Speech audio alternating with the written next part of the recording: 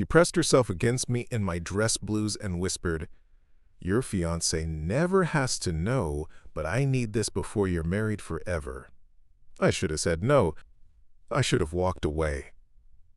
Instead, I became the groom who cheated with the maid of honor 60 minutes before walking down the aisle.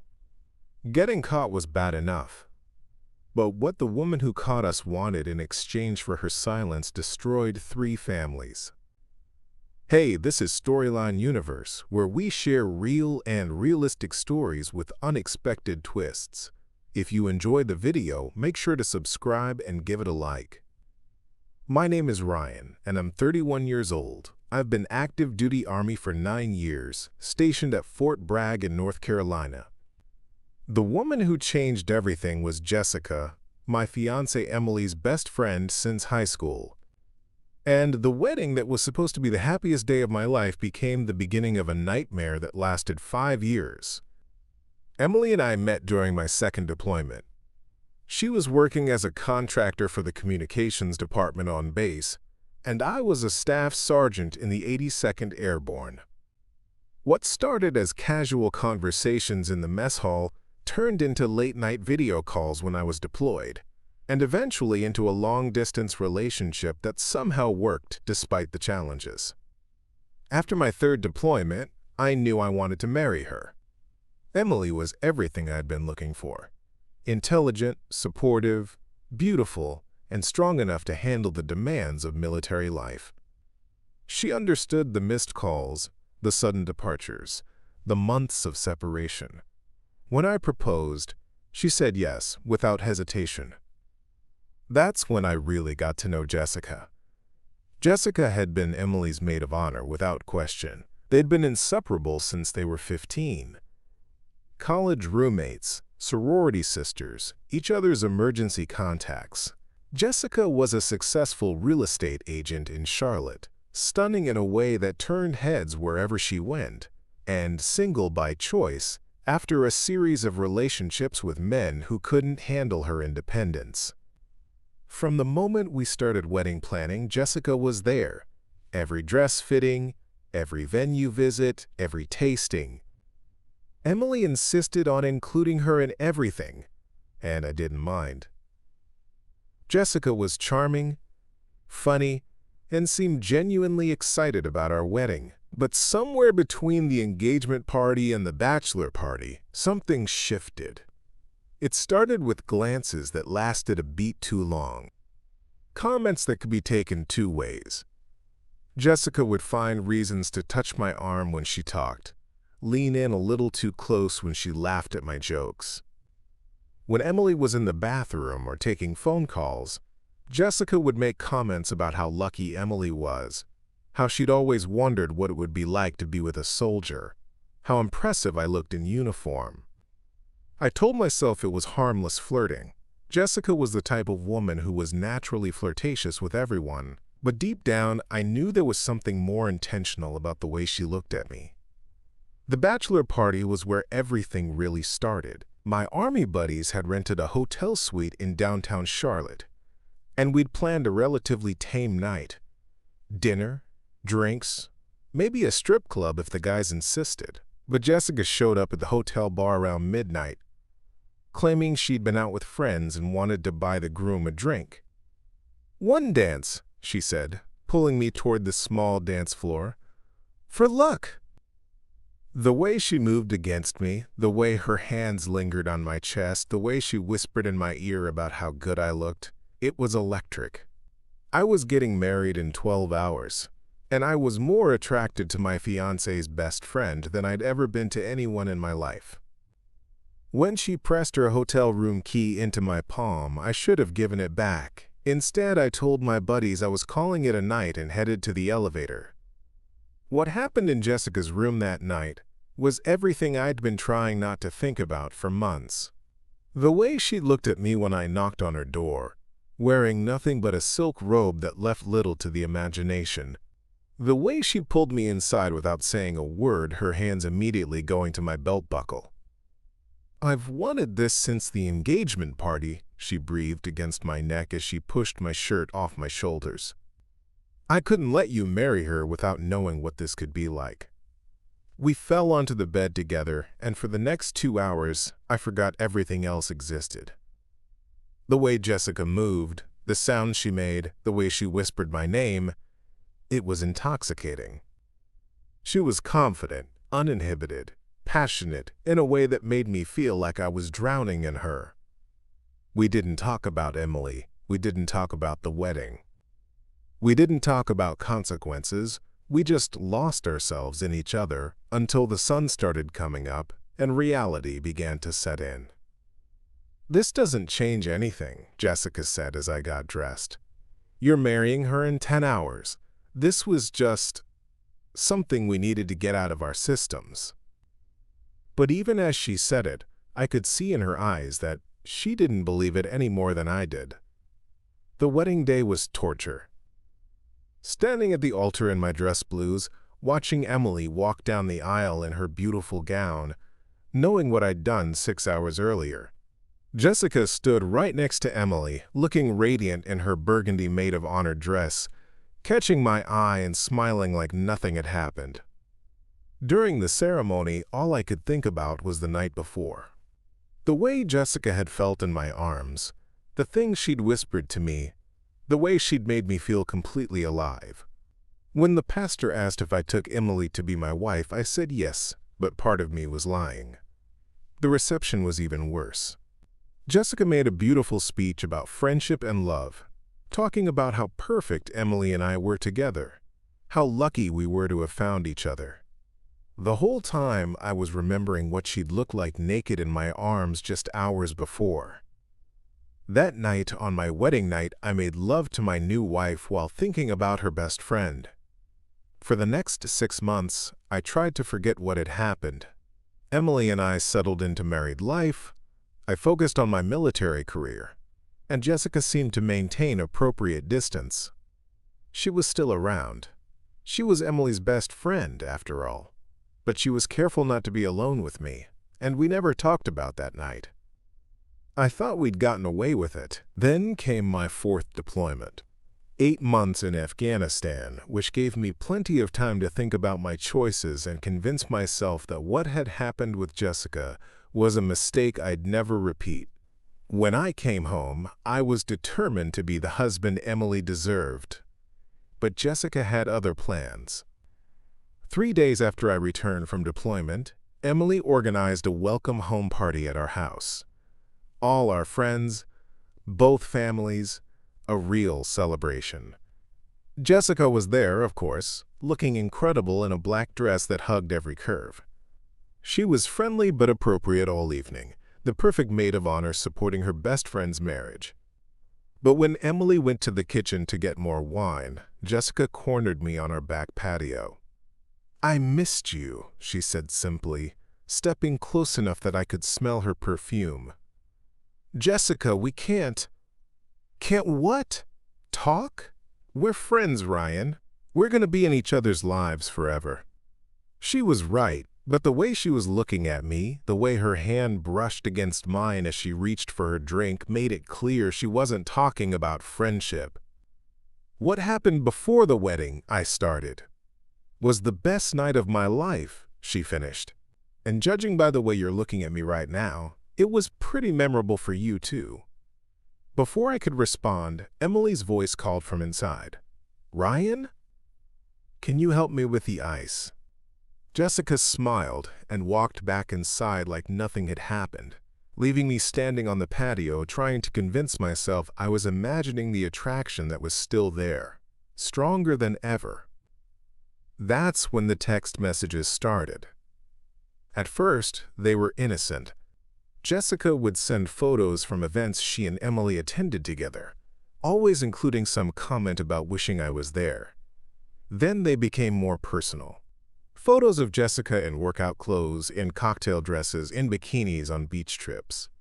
The messages got flirtier, more suggestive. "Emily's at work. Want to grab lunch? Thinking about you in that uniform. Remember our night together?" I should have shut it down immediately.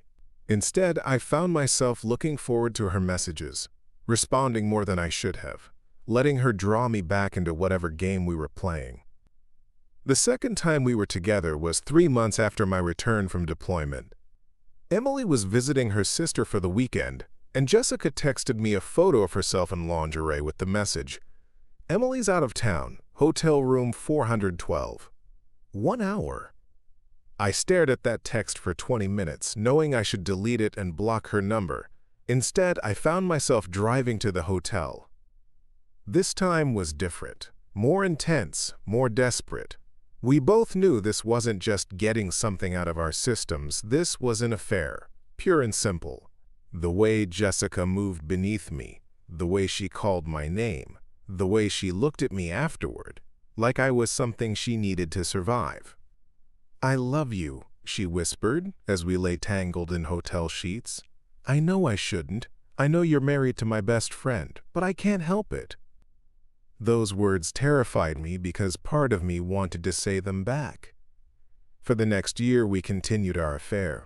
Hotel rooms when Emily was working late, Jessica's apartment when she was out of town. Stolen moments that became increasingly difficult to hide. We told ourselves we were being careful, that no one would ever know, that we could control this thing between us. We were wrong. It was Emily's mother, Margaret, who caught us.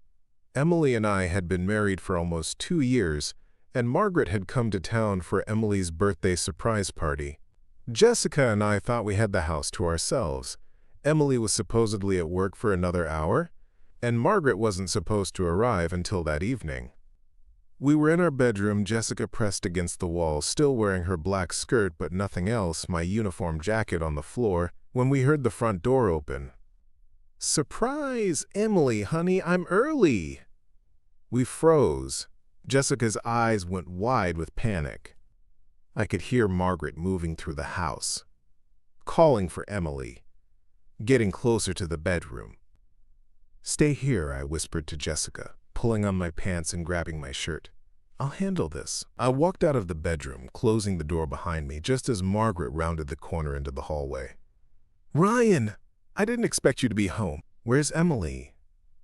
"She's still at work," I said, trying to sound casual while my heart pounded. "She doesn't know you're coming, right? It's supposed to be a surprise?" Margaret smiled. "Exactly. I wanted to get everything set up before she gets home. I hope you don't mind me using my key." "Of course not. You're always welcome here."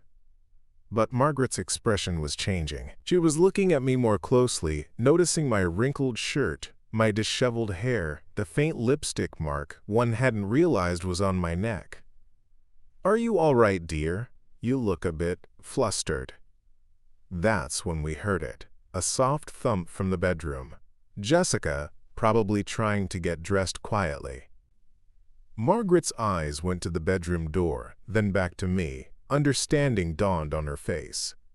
"I see," she said quietly. "And who might be in there?" Before I could answer, the bedroom door opened, and Jessica emerged, her hair messed, her makeup smudged, trying to look composed but failing miserably. "Hello, Mrs. Davidson," Jessica said weakly. Margaret looked between us for a long moment, her expression unreadable. Then she smiled. But it wasn't a pleasant smile. Well, this is interesting." "Mrs. Davidson, this isn't what it looks like," I started. "Oh, I think it's exactly what it looks like," Margaret said calmly. "My daughter's husband is having an affair with her best friend, in my daughter's bedroom, in my daughter's house." Jessica opened her mouth to speak, but Margaret held up a hand. "I'm not interested in explanations or excuses. I'm interested in solutions." "Solutions?" Jessica asked. Margaret walked to the living room and sat down on the couch like she owned the place. "Sit down, both of you. We need to discuss how this is going to work." Jessica and I exchanged glances, but did as she said. "Here's what's going to happen," Margaret began. "Emily is going to have her surprise party tonight. She's going to have a wonderful time with her family and friends. She's going to continue being happily married to her loving husband. And Jessica is going to continue being her loyal best friend. Nothing is going to change." "Mrs. Davidson," I started. Nothing is going to change, she repeated firmly, because you're both going to make sure it doesn't, in exchange for my silence about what I witnessed here today. The way she said it made my blood run cold. What do you want? Margaret smiled that unpleasant smile again. I want $5,000, cash, by tomorrow night. $5,000? Jessica gasped. That's right. I think that's a very reasonable price for keeping your little secret. After all, if Emily found out about this, it would destroy her. Her marriage, her friendship, her trust in the two people she loves most. I don't think either of you wants that. She was right, and we all knew it. And if we pay you? I asked. Then this conversation never happened. You two end whatever this is immediately, and we all go on with our lives. And if we don't pay you, Margaret's expression hardened, then Emily gets a very interesting phone call tonight. Jessica and I looked at each other. We both knew we didn't have a choice. We'll get you the money, I said quietly. Excellent. Jessica, dear, you should probably fix your makeup before Emily gets home. Ryan, you might want to change your shirt. And both of you should practice looking like nothing happened. Margaret stood up and smoothed her skirt. I'll be back tomorrow night for dinner. Have the money ready. She walked toward the door, then turned back. Oh, and just so we're clear, this isn't a one-time payment. This is an investment in Emily's happiness. I'll be in touch about future contributions. That's when I realized we weren't just being blackmailed. We were being set up for years of payments. Margaret was true to her word. Every few months, she'd call one of us with a new request. Sometimes it was money, 1,000 here, 2,000 there. Sometimes it was favors. She wanted Jessica to help her find a new apartment, using her real estate connections to get deals Margaret couldn't get on her own. She wanted me to use my military connections to help her nephew get into West Point. For 3 years we paid, and we ended our affair, just like she'd demanded. Jessica and I barely spoke unless Emily was around, and when we did, it was stilted and awkward. The passion between us had been replaced by resentment and fear. Emily never suspected anything. Her marriage continued happily. Her friendship with Jessica remained strong, and she adored her mother for being so supportive and involved in her life. But the constant blackmail was destroying both Jessica and me. Jessica started drinking more, going through relationships faster, becoming bitter and cynical. I threw myself into my military career, applying for every overseas assignment I could find to get away from the situation. The breaking point came during my 5th deployment. I was in Iraq, had been gone for 6 months, when I got a call from Emily. Ryan, I have some news, she said, her voice shaking with excitement. I'm pregnant. I should have been thrilled. Instead, all I could think about was bringing a child into this mess, raising a family while being blackmailed by my mother-in-law. That's wonderful, baby, I managed to say. There's more. Mom wants to move in with us for a while to help with the baby. Isn't that great? My heart sank. Margaret, living in our house, having constant access to our lives, more opportunities for blackmail and control. Yeah, I said. Great.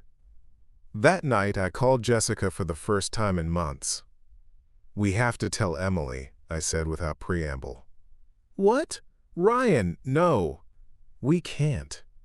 Her mother is moving in with us. She's pregnant. This is never going to end unless we end it.